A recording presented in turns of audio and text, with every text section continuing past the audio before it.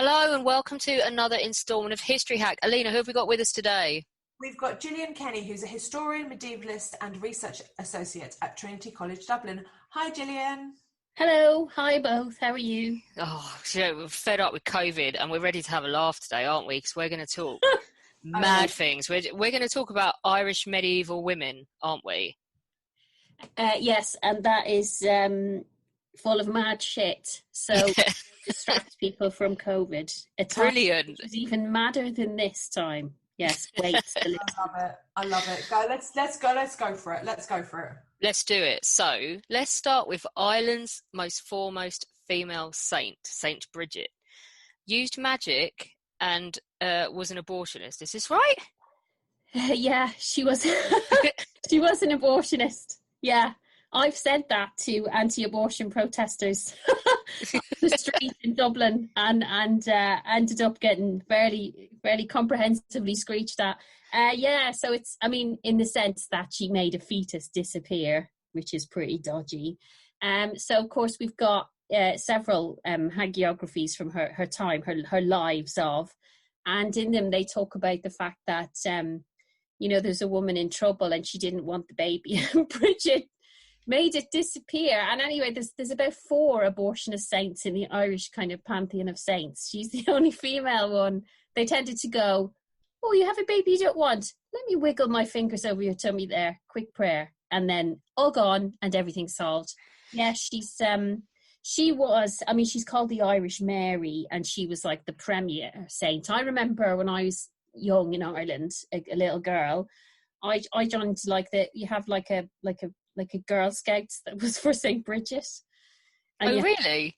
Yeah, amazing. And you had to go and make St. Bridget's crosses and pray. I think I lasted about 3 weeks. I remember saying to my mother, I don't want all the praying, because there was quite a lot. I was in a Catholic school.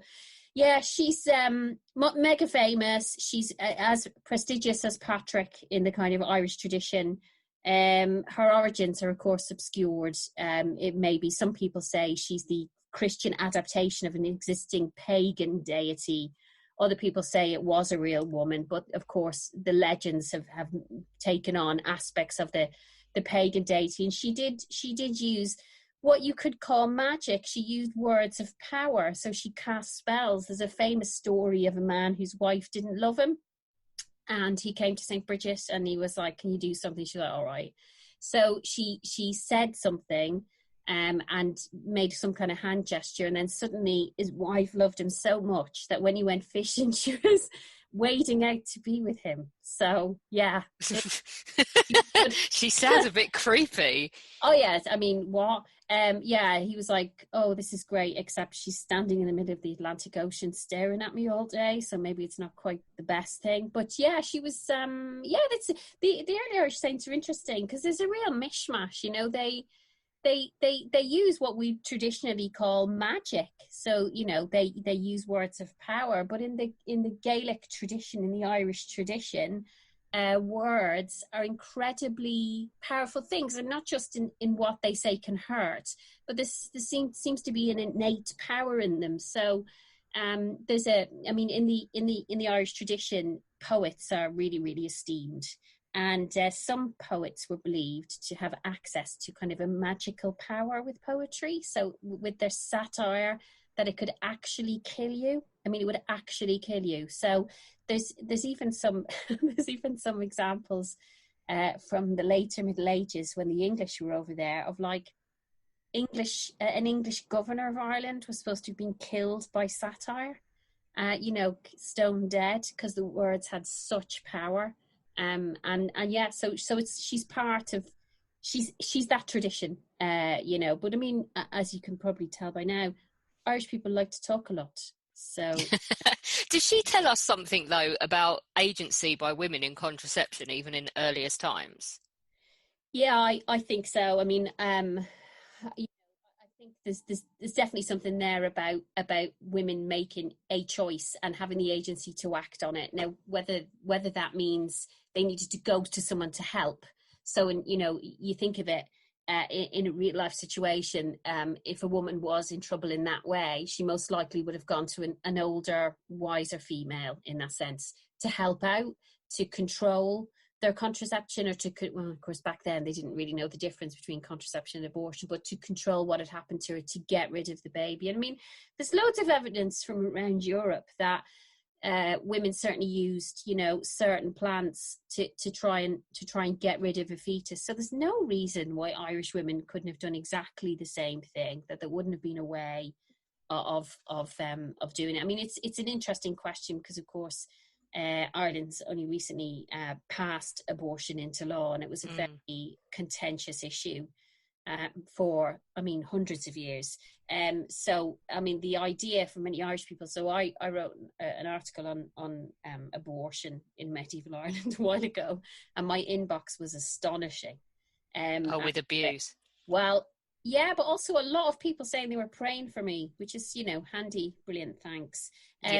Yeah, because people cannot reconcile this idea that the Ireland they have in their heads, which was all about maidens dancing at the crossroads and getting married and having children in that kind of way, was absolutely nothing to do with how it actually was in a very, in times that could be very difficult and very disordered, and women had to have some control or exert some agency on the size of their family. So, it always makes for interesting discussions whenever I bring it up with certain Irish people.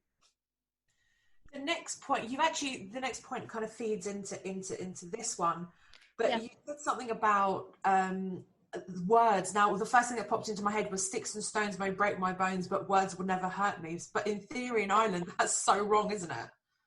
Yeah, they did think that.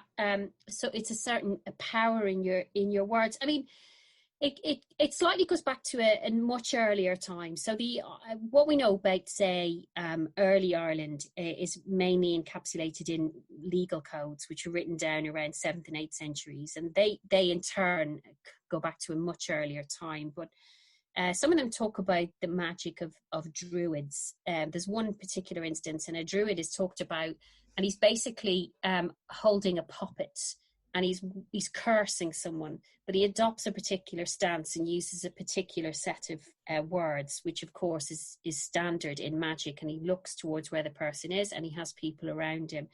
So back in those days as well, the poets were more or less, they were seen to be magical. They weren't druids, but they had magical powers, the Fili. So it's like a remnant of that time, whereby people believed that certain individuals had that innate power. And it's interesting in Ireland because, ostensibly it's a Christian country, but there's still that really, really strong folk belief in that kind. I mean, you talk about the evil eye. The evil eye is a really pertinent problem in Ireland, within magic. I mean, I remember as a kid standing outside our house and a plant fell over, and I remember my mother saying that it was our neighbour because she was putting the evil eye on her. It was like, what? Yeah, and my mother was like, that's the evil eye, what? So little wonder I kind of grew up obsessed with all this stuff. But you have an aspect of Irish law as well. They talk about women and children, and what they don't want is for female satirists to have custody of their children. They're seen as outliers. They're seen as, they completely try to other them, because the power of satire, the power of that versifying, that's magical in the hands of a woman, and within the Irish tradition, there's quite a pantheon of really powerful women, like in the mythology, who are magic makers. So a kind of combination of that is really, really worrying, that a woman would have access to those levels of magic. It kind of lies dormant within the culture, because I mean, you read the old Irish tales about Queen Maeve and stuff, and the other goddesses, and they're like cautionary tales, really. They're like the tales that men have told of women they're absolutely petrified about.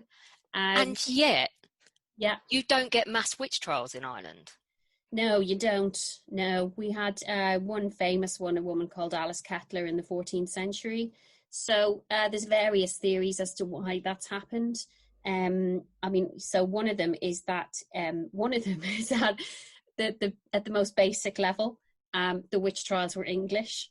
And in the sense that Alice Kettler's example, her witch trial was brought about by an English bishop who arrived in Ireland, and immediately his head was full of witchcraft and all the rest of it, and he saw witchcraft wherever he looked, and it was propelled by the English in Ireland at that time. So the English people. So you have one idea that the Irish are like, no, thank you. That's not our tradition, and it didn't break outside of towns, which is where the English largely were. Another idea I've read is that the Irish didn't go after, cunning women, witches, because there was incredibly strong folk belief, which you can still find today in some areas, in the fairies and in the link that these women had with the Sidhe, as they're more properly known. So basically, you didn't want to attack these particular women because you would piss off the Sidhe, and that is something that you do not want to happen. The body of folklore about the Irish, the fairy folk, is not like people would imagine fairies are. They're not in any way cute.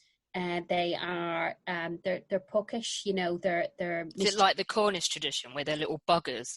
Yeah, they're usually like, so there's all there's masses of stories. There's loads of stories where people see them like fighting on their carpet and stuff where they're tiny.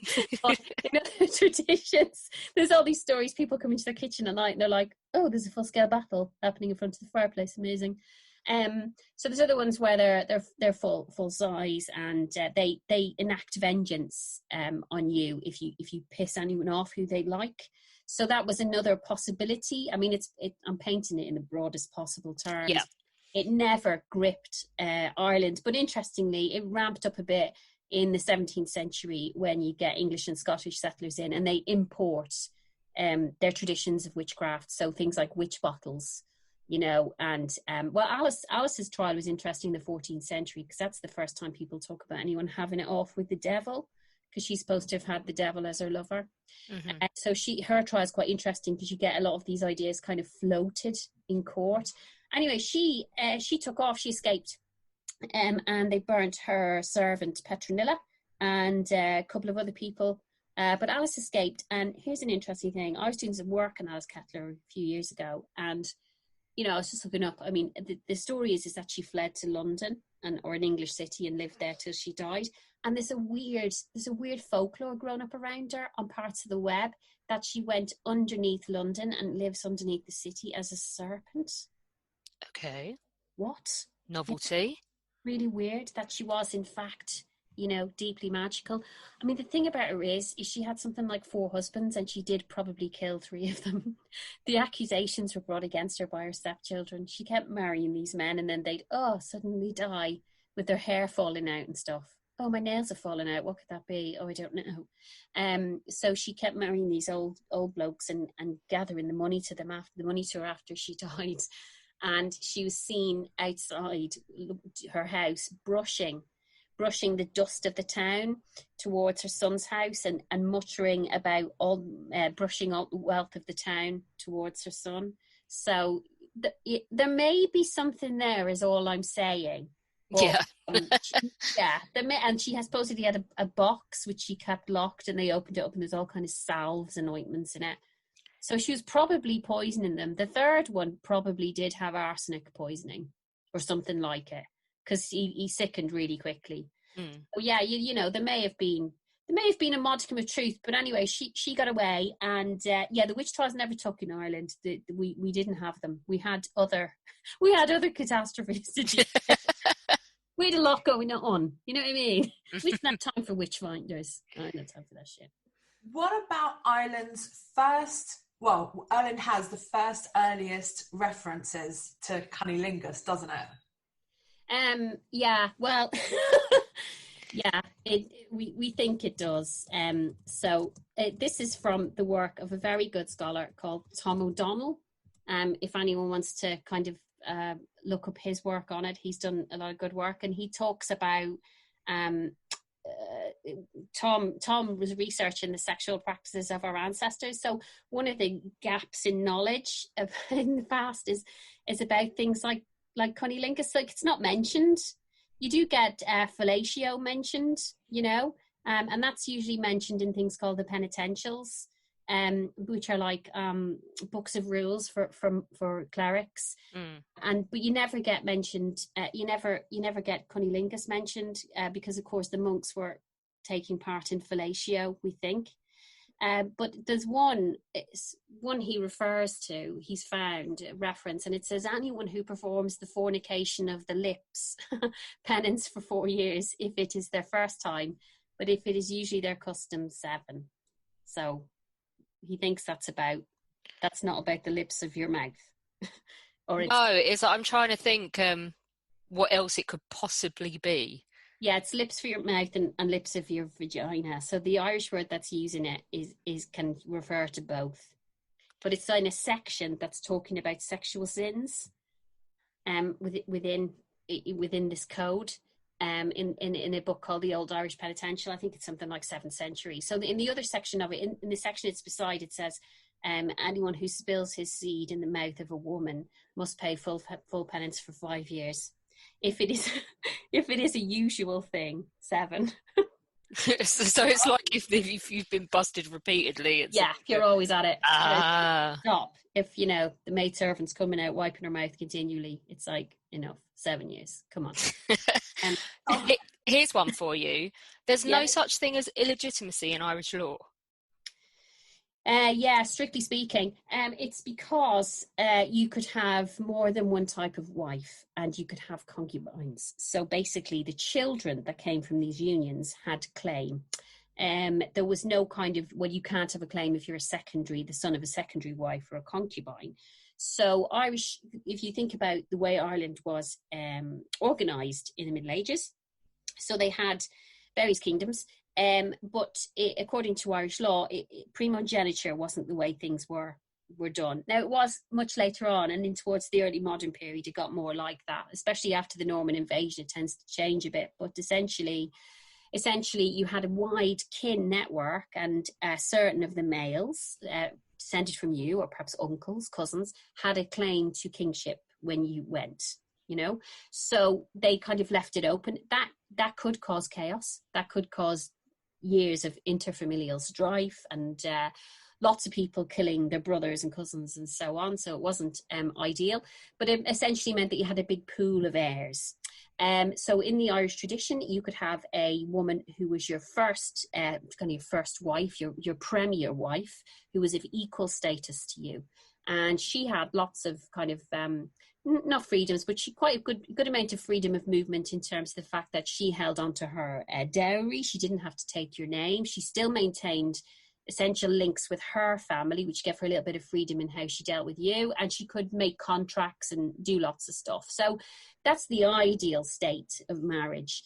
But you've got loads of different ones under that. You've got like a wife who's of lesser status than you and brings fewer things to the marriage. You've got basically what's essentially women who are booty calls, who you just go to, their occasional kind of sex stops.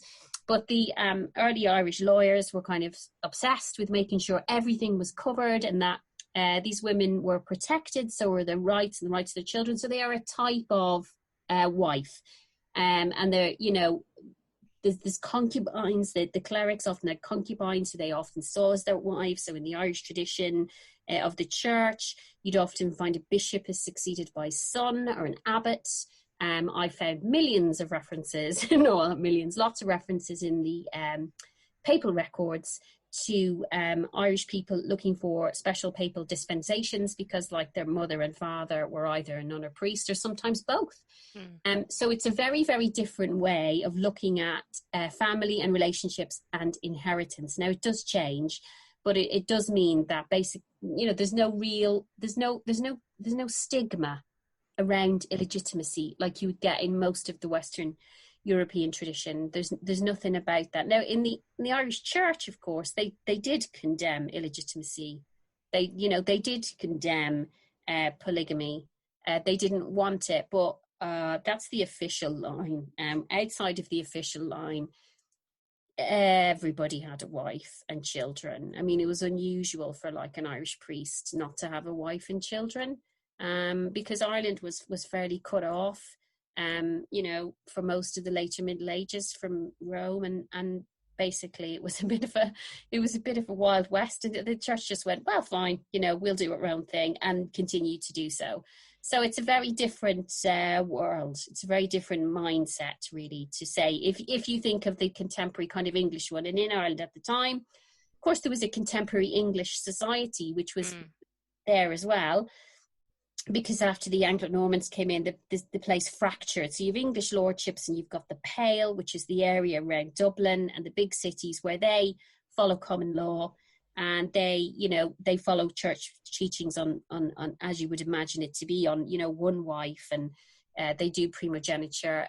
But then you often get blurrings. You get areas where the two kind of cultures mix and match, especially in marcher areas. So it's fascinating in how these people picked and chose. You often get nobles who would be English nobles. You know, they would characterize themselves as English, who might, you know, have Irish concubines. They quite liked picking from the Irish sexual laws bit. They quite liked that because it, you know, it was better than theirs.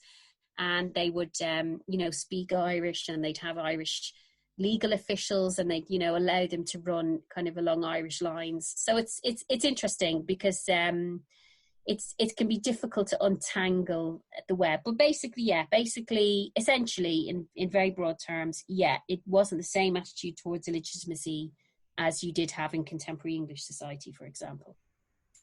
I'm really interested in the next point, because my mind is really baffled, because there was 10 different types of marriages that were valid. Is that right? Yeah. In the law codes. So you could have them from different categories as well, which is what you're talking about. There are different types of marriage. So you can have your premier wife, but then you can also have a woman who you occasionally visit. You can have, I mean, some of it's really dodgy though. Like because the lawyers of the Gaelic law codes, they were the type of lawyers, as now, who wanted every T crossed and every I dotted. So they, you know, they think of covering all angles. So I mean, basically, one of the categories is sexual assault. Really, there's no way around it. Another one is about people of kind of diminished intellectual capacity. You know, so it's to our eyes, it's a bit, oh really, but to their mindset, what they were doing was dealing with a society where this was happening, and making sure that within that relationship, whatever it was, that there was some kind of structure and some kind of protection for the parties involved. So the Irish laws are interesting because there's really no kind of moralizing. It's really interesting. It's it is a very secular set of laws from this early Irish period, where they're written down in the 7th and 8th centuries, but they're, you know, they're amended in certain ways throughout the period. But they don't make judgments in that sense. They just go, this is happening, and we need to cover it. And of course, what's fascinating about it is this is happening because they're making laws about it. So people are having a lot of sexual partners, as some of them are. You know, the wealthier elements of society the men are having, you know, more than one type of wife. They are having concubines. So it is a society where there's a large amount of male sexual license. I mean, it is a man's world, essentially, and that is reflected in the laws, especially in that category. I mean, there's protections for the women, but no woman was equal in the established sense of the word to a man. So she couldn't rule a kingdom as a man did, for example. She would have almost equal status, but and then everything graded down. So, but there's a status where the woman is higher than the man in the marriage, and she gets slightly different legal. But when it comes down to it, it's a warrior-based society. It's a patriarchy, and women navigate their way through it as best they can, like they do everywhere else, really, I suppose. Never more than one husband at a time. Oh, thank God. Yeah. What I mean. Would you be bothered? I mean, you think of it. I mean, I remember, you know, coming across once, there's one chieftain who had like 52 sons. And it's like, Jesus Christ. If anyone's ever seen Stardust and all the sons in it kill each other to be like the Lord of Stormhold, I mean, that must have been what it was like. You just, the annals are just full of people, of men, just riding around killing each other. And well, they didn't always kill each other either. They used to like mutilate each other. So one of the curious things about, the Irish kind of tradition in which references probably paganism is the kingship ideal. So this would be good for anyone who's seen Excalibur. So in the Irish tradition, you couldn't be a king if you were maimed or, not perfect in some way. So if you wanted to deprive your cousin of the kingship, you might castrate him or cut off his hand or, blind him. Although there is an argument that blinding is a kind of reference to castration. So you have to maim him, and that's the way of getting rid of your rivals. And there's all kinds of other mad stuff. So there's a description in so Gerald of Wales was a 12th century cleric who came to Ireland with his family, who were involved in the Anglo-Norman colonization, and he wrote crazy stuff about Ireland. Basically mythologizing the country, saying they were basic barbarians, and that kind of label stuck for hundreds of years. And one of his stories, which has a nugget of truth in it, but very little, is about a king who, as part of his kingship ceremony, had to have sex with a white mare. Right, the logistics of it baffle me. It's like I'm trying not to picture it in my head, but my head isn't listening. Yeah, a white mare out in the open at his inauguration site, and then he'd have to kill her, and then she'd get chopped up, put into a massive cooking pot, and he'd have to have a bath, and then everyone would eat it. I mean, what? What? What? But the story is that there was probably some. You read these things and you're like, this is madness. But there's a nugget, because there's in the Irish kind of tradition, there's an idea that the king marries the land. Again, if anyone's seen Excalibur, which is ancient history, but one of my favorite films when I was growing up. So the king is married to the land. So it was probably a very, and I stress this, a symbolic wedding to something that symbolized the land, which was a horse, because the horse is, incredibly important to a warrior society. So he probably stood there and symbolically, he didn't shag it and then eat it. I mean, we're verging into Army Hammer territory. We are, aren't we? I didn't even know who that was until that hit Twitter, and I was like, what? So odd. I mean, if it's true, it's like, you're so odd. But so Army Hammer may well have indulged in that in the 12th century, but most Irish kings didn't. But you have to kind of dig through it and find the little nuggets of truth which are in there. Priests and monks' wives really are accepted in Irish society, aren't they? Yes, yeah. Oh, very much so. So you'll get them. So there's Irish annals, which are like the history of Ireland. They're not always tremendously reliable, but they go back. I mean, and a lot of them were compiled quite late, and a lot of it's quite fanciful. But you get obituaries for the wives of prominent churchmen, and these women are treated as wives. There's no doubt about it. They come from very established, powerful families, and they are married to these men who are, high-ranking members of the church, and it goes all the way down. It goes all. But the thing about it is that it's a society which has, I suppose, I mean, it's difficult to say, because but it looks to be like there was it was less, despite recent Irish history, it was less judgy about sexual relationships. There was a lot more leeway. I mean, there was certain condemnations of promiscuous women, of course, because they always get it in the neck. But there seems to have been an acknowledgement that human relationships were messy, and that people did like to try before they buy. And that, sometimes priests fell in love, and that was perfectly okay. And I think possibly, a priest in that society, which was wholly focused on kin and your kin network, your whole identity as an Irish person was based on your kin. Your honour price, as it was called, was based on like your father, and it was all about the perpetuation of your kin. So for in a society like that, which also had the production of children as one of its kind of keys to keep the kin going. For a priest not to be married would be really, really odd. It would just feel wrong. So they were married. And yeah, Rome did try several times, no doubt about it. And there was a big movement towards reform in the 12th century. But, you know, the Anglo-Normans invaded, the country kind of fractured. And then you're left with this weird island where you can be in basically an English-speaking area one minute, and then you get on a horse and ride out, and you're in Gaelic Ireland where everything is different.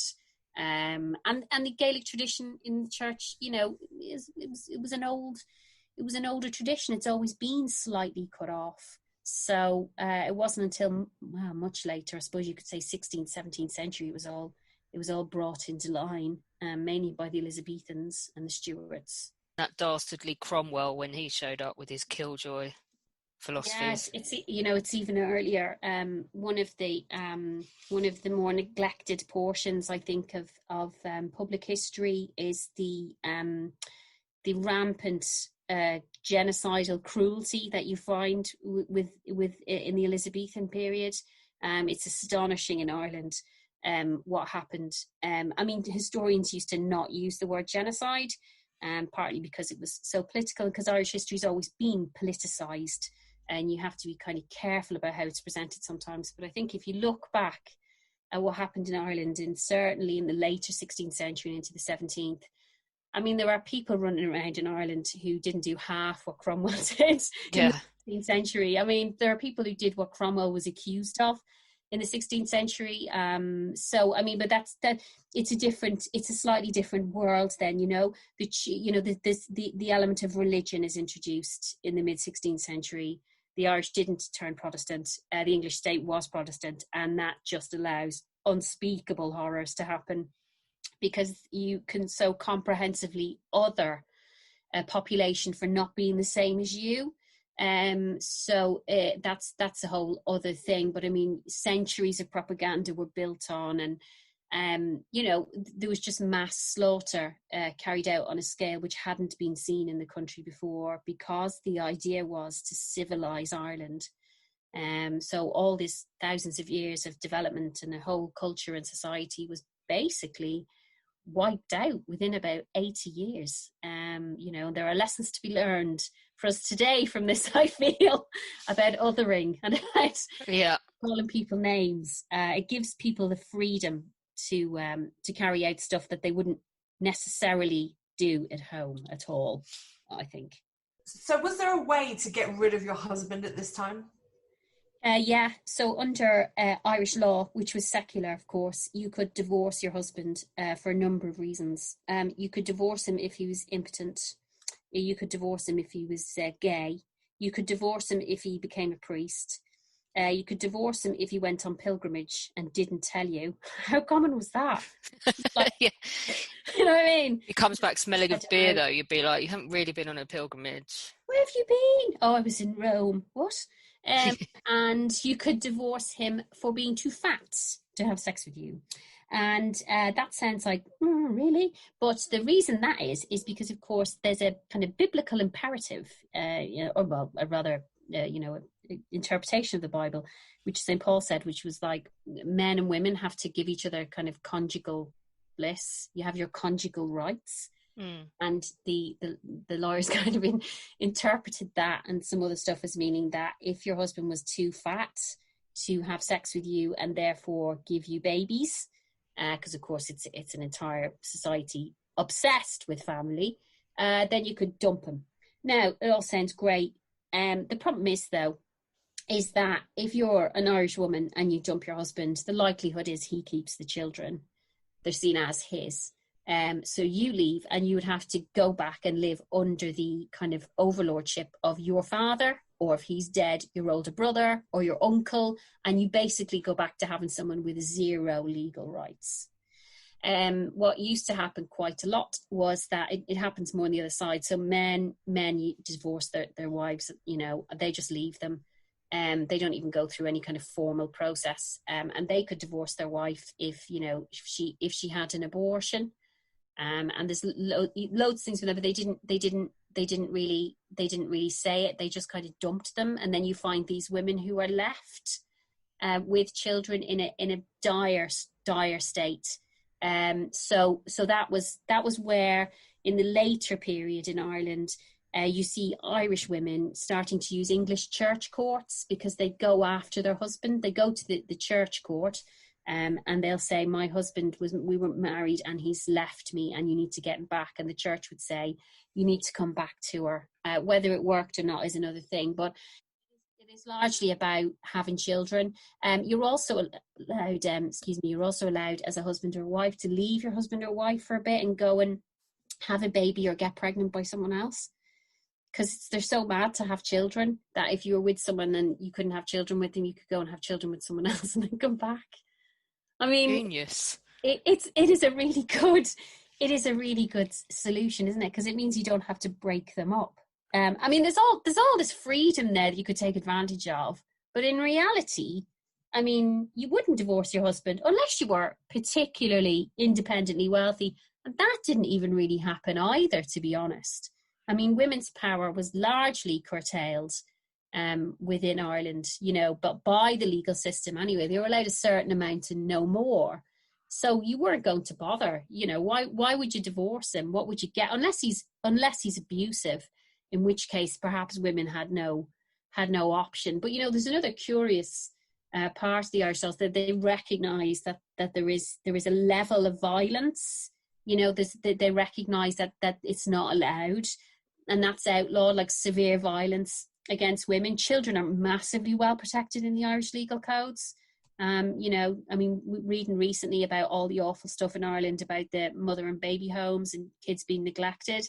It's like an astonishing contrast to how it would have been back then. Children had the same honour price as an adult when they were babies, because if someone hurt them, they'd have to pay a massive amount of money. So really, really well looked after. It's the next generation. But it's very, very. It was a very different outlook towards how women and children they had to maneuver their way. Well, the children's honour price finished after 7. It went to a normal one. But is that protection? There's that protection of children and the weaker ones in society. But the Irish law codes are brilliant. If people are interested in them, they're all online. Go and read them. They've got entire sections. They have an entire section on cats, for example. Anyone likes cats? I love cats on this program. It's brilliant. It's called Cat Schlechter. I wrote a blog on it for the British Library, and it's all about what the names of cats, what you should call your cats, what kind of cats there are. There are cats who haunt the farmyard and stuff like that, and there are cats who make certain noises. And they've also got another whole section. I mean, it's mad. It's massive. They've also another whole section on bees and what to do about bees. If someone's bees come into your lands, how do you get remedy against the owner of those bees? It definitely smacks of lawyers charging by the hour, doesn't it? Oh, I mean, they must have been so busy, I mean, it must have been like, you've got a bee problem. Yeah, sure. Come on in. I can advise you on that. They were incredibly well respected, the lawyers. So lawyers were really, really well respected. You have a level of society which is called men of learning. So you've got lawyers, you've got historians, you've got judges, you've got poets. I wish we earned the same as judges and lawyers now as historians. I don't know whether they did.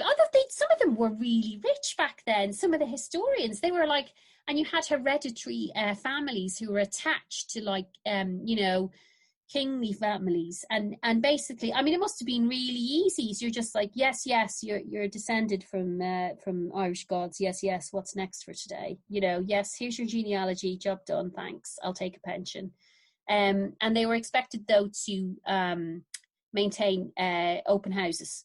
A lot of the men of learning. So you're expected to entertain, which is a pain in the arse. Oh yeah, screw that. Yeah, people just descend on you and they just eat you out of house and home, like astonishing levels. So the Irish feasts were like, I don't know whether, I mean, it's just manic stuff. Just there's prints of them. There's this 16th century, I think he was Dutch, went around Ireland and he did all these prints of what he'd seen. And there's one of a feast and it's just chaos. It's like looking at something, you know, it's like, what's happening? Everywhere you look, there's something happening. There's people singing, there's people falling over, there's people roasting meat, there's a professional farter who's just blasting off in front of people. The Lord is there chatting away. It's just like, oh, would you really? I couldn't be bothered with that. I'd rather not, thanks. Don't want them in my house. No, bugger that. Yeah, no thanks. So you've got all that going on. So it looks fairly chaotic. I don't think you get much work done if you were a historian who was like, yeah, come on round, I'll have another feast, brilliant, because I'm expected to do it as the retainer to this lord. One last question. You mentioned getting rid of a husband if he was gay. This has sounded quite sort of live and let live, but then there's a thing, is a guy wasted if he's not making babies? How do they view homosexuality in these law codes? Yeah, so there is an acceptance. So there is an acceptance there. He is a waste of time because he's not giving you a baby, in that sense. But what you get a deeper sense of how they viewed it is in the penitentials, which is the church records, and they talk quite a bit about homosexuality. They refer to it in the earliest times as sodomy. Of course, sodomy then goes on to mean a whole lot of other stuff.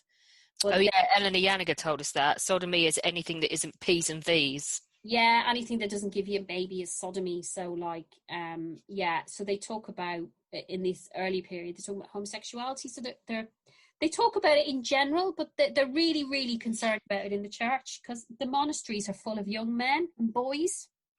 And it seems to be happening a lot. I mean, a rule of thumb with this stuff in Ireland is if they're writing about it, it's happening. So you get these penitentials talking about fellatio.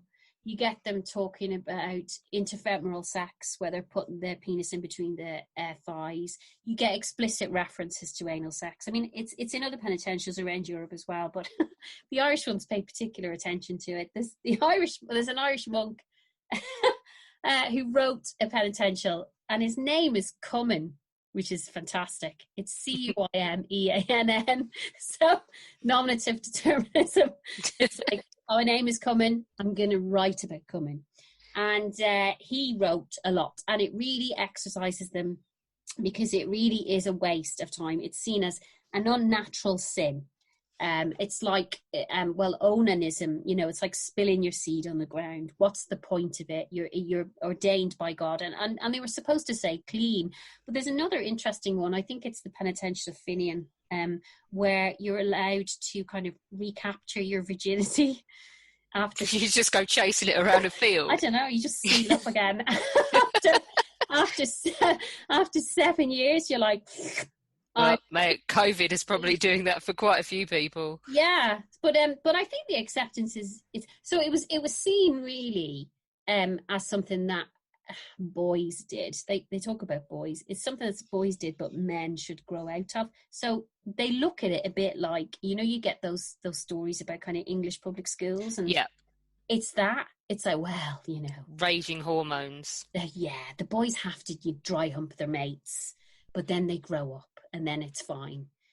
So some of the penitentials talk about sexual sins and don't even refer to it because it's aimed at adults. So they don't even think a man would be doing it because it's like astonishing to them. And I mean, they never talk about lesbianism. I mean, it's just, people just don't think it exists. They just cannot see it. So it just, it's not happening. Not there. Just doesn't exist. It's not in their worldview. So it's basically all about, as everything always is really, all about the penis in that period. It's all about where you put your penis and whether it was pleasing or not to God. But I mean, I'm sure as you talked about in your sodomy thing, there's a million rules about when you can have sex, who you can have sex with, the type of sex you can have in the medieval church. My God, there's so many. I think you could have sex for like a third of the year if you followed them. So, but it's crap because, as we can see from the Irish laws and the Irish penitentials, people were having it off however they could, whenever they could, and with whoever they wanted to. And these were all of these laws and all of these penitentials are just ways of trying to gain control over what people were doing. I suppose it's trying to gain control over pleasure and direct it towards God, really. I mean, that's at the basis of it, I suppose. But yeah, not particularly, hateful towards homosexuality in that sense. It was just seen as a thing boys did, and then you should kind of grow out of it. And if you didn't and you got married, your wife could divorce you because you're really, really no good to her. You couldn't give her any babies. It's all about the babies. It's all about the babies. It's all about continuation. But I mean, there's stuff in the Irish legends as well. There's supposedly, there's like an Irish version of Achilles, and he's supposed to have had his childhood friend, who he also killed, and that's, many people read that as it. Many people have a kind of a gay reading of that story. There's also other things which increasingly some people are reading kind of gay feelings into in that. So I mentioned that the poets were really, really well thought of in medieval Ireland. Like, they occupied really, really senior positions of respect, and you often find poetry which is addressed like a kingly patron, which is basically like love poetry. And they talk about sharing a bed, but sharing a bed is really common in the Middle Ages because there weren't a lot of beds, so you share a bed with your mates all the time. But some of them, some people are kind of questioning whether or not they do indicate a deeper relationship. That's kind of can only be kind of shown in this way in the poetry. Perhaps it's only one-sided. We don't know. We'll never know. But it certainly is a kind of a newer way. I suppose it's a queer reading of texts which have long been kind of canon and are just seen as kind of poets praising their patrons. But people are beginning to reassess some of them, certainly. So I mean, it could well be that back in the day. I mean, why not? Certainly it must have been. But I think in general society would have been quite not particularly supportive of it, that's for sure. Gillian, thank you so much for joining us. That was excellent. You're very welcome. Talking about Ireland, medieval, penises, cunnilingus, which we love on this podcast. So thank you so much. You're very welcome. Very welcome. It was lovely to talk to you. Join us tomorrow when we will be talking to Zach and Marcus with their latest instalment of Sharpshooters. And then in the afternoon, we will be talking all about women in Vietnam. Don't miss that one. It is so interesting, and it's women on both sides and all different corners of the world. So it's really worth listening to. We are now on YouTube. We are posting all of our new episodes on there, and we have our own channel, and we are gradually posting all of the back episodes because we have been made aware of the fact that you can only find the last 100 on some platforms. So you can go and listen to your heart's content and laugh at the cartoons and have a great time. So do go over there and subscribe.